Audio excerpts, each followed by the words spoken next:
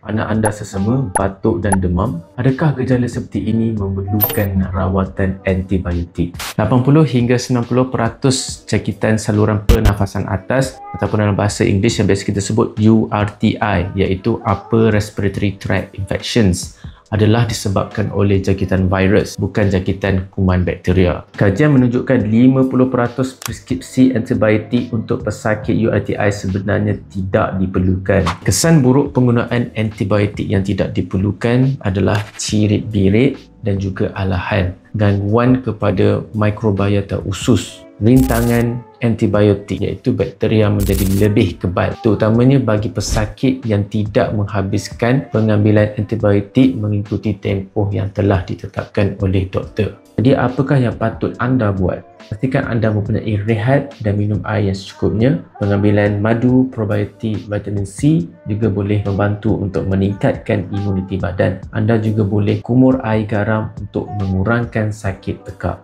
Tetapi jika keadaan anda serius, demam berlarutan dan tiada improvement, sila jumpa doktor anda untuk dapatkan siasatan yang lanjut. Jangan anggap antibiotik ini adalah segala rawatan untuk penyakit, terutamanya penyakit URTI, dan jangan paksa doktor anda untuk memberi antibiotik untuk kes seperti batuk dan sesama yang biasa. Demam, batuk sehari, terus nak antibiotik.